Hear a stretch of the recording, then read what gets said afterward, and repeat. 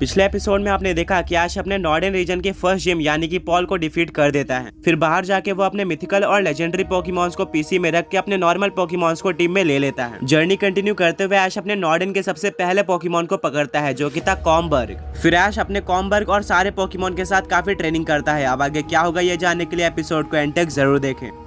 तो अब ऐश एक काफी ज्यादा फॉगी फॉरेस्ट में आ चुका था। ऐश और उसके फ्रेंड्स को आसपास कुछ भी नहीं दिख रहा होता है, हर जगह पे फॉग थी। तभी उनको लगता है कि उनके सामने से कोई पोकेमॉन गया है। वो उस पोकेमॉन को ढूंढना स्टार्ट कर देते हैं बट उनको कोई पोकेमॉन नहीं दिखता। ऐश और उसके फ्रेंड्स को नहीं पता था कि वो कहाँ पर जा रहे हैं और सही रास्ता कौन सा है। वो बस चलते जा रहे थे और एक पॉइंट पर आकर मिस्टी बोलती है कि शायद हम घूम चुके हैं, हम कहीं पर भी चले जा रहे हैं। तभी ऐश को मिस्टी के पीछे एक छोटी बच्ची देखने को मिलती है। ऐश बोलता है मिस्टी पीछे देखो, हम घूम चुके हैं और तुम कुछ भी बोले जा रहे हो। तभी ऐश के ऊपर से एक मिमिक्यू फ्लोट करके जाता है। ऐश अपने फ्रेंड्स को ये सब बताता है बट कोई भी उसके ऊपर बिलीव नहीं करता। वो बोलता है कि ये मिमिक्यू नॉर्मल मिमिक्यू से काफी अलग दिख रहा था और ऐसा लग रहा है कि मैंने इस मिमिक्यू को देख रखा है। तभी वो सब नोटिस करते हैं कि वहाँ पर सरीना मिसिंग है। ऐश, ब्रॉक और मिस्टी सरीना को ढूंढना स्टार्ट कर देते हैं बट उनको कुछ भी नहीं दिख रहा था। वो बिल्कुल हेल्पलेस थे, वो किसी भी तरह से सरीना को नहीं ढूंढ सकते थे। ऐश अपने चार्जार्ड को वहीं पर ब्रॉक अपने क्रोबैट को बाहर निकालता है और वो उनको विंग से इस फॉग को हटाने का ट्राई करने बोलते हैं बट वो फॉग नहीं हटती है। तभी यार ऐश को दोबारा से वो घोस्ट गर्ल देखने को मिलती है। इस बार वो ब्रॉक के पीछे थी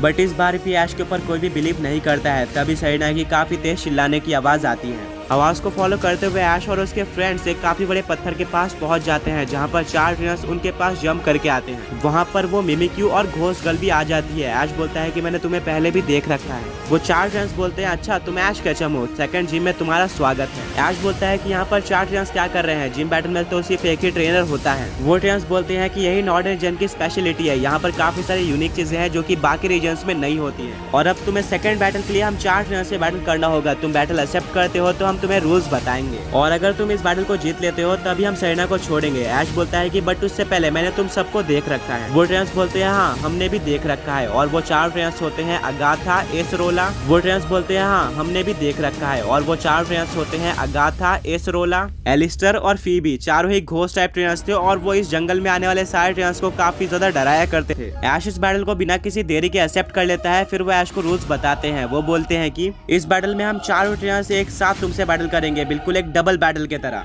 हम 4 ट्रेनर्स 2-2 पोकेमॉन का यूज कर सकते हैं और हम 4 ट्रेनर्स के पोकेमॉन एक साथ तुम्हारे एक पोकेमॉन से बैटल करेंगे। यानी कि हाँ तुम एक टाइम पे सिर्फ एक ही पोकेमॉन को निकाल सकते हो जो कि हमारे 4 पोकेमॉन से बैटल करेगा और तुम इसमें अपने सारे 6 पोकेमॉन्स का यूज कर सकते हो। इसमें लेजेंडरी और मिथिकल पोकेमॉन्स अलाउड नहीं है। ये one of the hardest challenge था जो कि ऐश ने आज तक फेस किया है बट वो इस चैलेंज को एक्सेप्ट कर लेता है। अगाथा अपने सबसे पहले पोकेमॉन की तरह भेजती है हॉन्टर को, वहीं पर एसरोला निकालती है शपेट को, एलिस्टर कर्सोला को निकालता है, वहीं पर फीवी शेड निंजा पोकेमॉन को निकालती है। ब्रॉक बोलता है कि ये सारे के सारे घोस्ट टाइप पोकेमॉन है, तुम्हें इसका एडवांटेज लेकर अपने गुडिंजा को चूज करना चाहिए क्योंकि वो एक डार्क टाइप पोकेमॉन है और उसके डार्क टाइप अटैक इन सारे पोकेमॉन पर सुपर इफेक्टिव होंगे और तुम्हें एडवांटेज मिलेगा। ऐश अपने गुडिंजा को बाहर निकालता है। वो बैटल को वाटर शुरिकेन के साथ स्टार्ट करता है पर चारों पोकेमॉन उस अटैक को डॉज कर लेते हैं और चारों मिलकर गुडिंजा के ऊपर अटैक करना स्टार्ट कर देते हैं। गुडिंजा अगर एक के ऊपर अटैक करने जाता तो बाकी 3 पोकेमॉन उसके ऊपर पीछे से अटैक कर देते थे जिसके चलते गुडिंजा काफी वीक होते जा रहा था। ब्रॉक बोलता है कि ये तुम्हारे लिए काफी हार्ड होने वाला है। तभी गुडिंजा बॉन्ड इवॉल्व हो जाता है ऐश गुडिंजा में।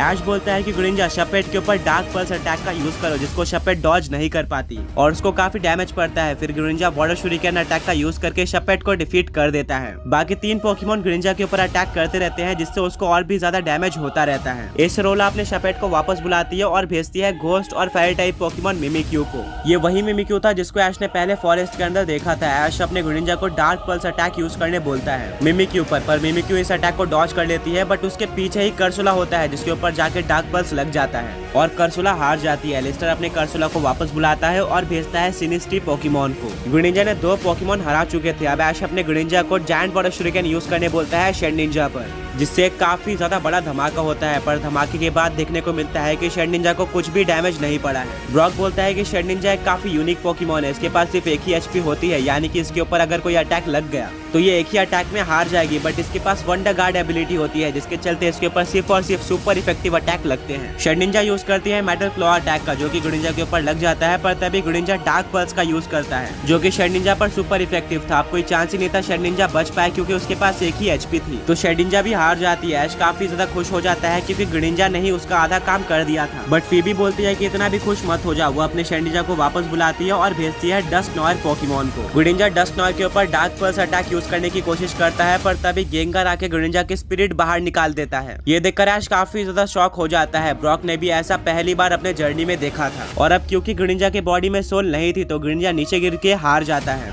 ऐश ग्रिनिंजा को पोकेबॉल के अंदर वापस बुलाने की कोशिश करता है, बट वो पोकेबॉल के अंदर नहीं आता। तभी आगाथा बोलती है रुको, और वो हंटर को ऑर्डर देती है कि ग्रिनिंजा की स्पिरिट वापस से उसके बॉडी के अंदर डाल दो, जिससे ग्रिनिंजा वापस से खड़ा हो जाता है। बट वो बैटल में ऑलरेडी हार चुका था, जिसके चलते ऐश अपने ग्रिनिंजा को वापस बुलाता है और भेजता है इन्फरनेप को। इन्फरनेप के आते ही हंटर दोबारा से इन्फरनेप की सोल निकाल लेता है, जिससे इन्फरनेप भी तुरंत हार जाता है। ऐश ये देखकर काफी ज्यादा शॉक हो जाता है, क्योंकि वो बैटल में काफी अच्छा परफॉर्म कर रहा था, बट अचानक से ये बैटल पलट गई है। आगाथा बोलती है कि बच्चे तुम यहाँ पर हार मान सकते हो, तुम दोबारा ट्रेनिंग करके वापस बैटल कर सकते हो, बट अभी के लिए तुम शायद हमारे इतने स्ट्रॉन्ग नहीं हो। हंटर दोबारा से इन्फरनेप के अंदर स्पिरिट डाल देता है और ऐश इन्फरनेप को वापस बुलाता है। अब ऐश अपने चार्जार्ड को बाहर निकालता है और बाहर निकालते ही वो चार्जार्ड को ऊपर उड़ने बोल देता है। हंटर दोबारा से चार्जार्ड की स्पिरिट बाहर निकालने आ रहा था, बट इस बार वो चार्जार्ड की स्पिरिट नहीं निकाल पाता। पर तभी मिमिक्यू पीछे से चार्जार्ड के ऊपर शैडो बॉल अटैक कर देती है। वहीं से डस्टक्लॉप भी सामने से शैडो बॉल कर देता है, जिससे चार्जार्ड काफी ज्यादा इंजर्ड होकर नीचे गिर जाता है। ऐश अपने चार्जार्ड को बोलता है कि डस्टनॉयर के ऊपर साइस्मिक टॉस यूज करो। चार्जार्ड डस्टनॉयर के पास जाता है, बट वो उसको पकड़ नहीं पाता। ब्रॉक बोलता है कि तुम इस गलती को कितनी बार करोगे। Fighting type attack ghost type पे असर नहीं करते, तुम्हें टाइप वीकनेसेस पर ध्यान देना होगा।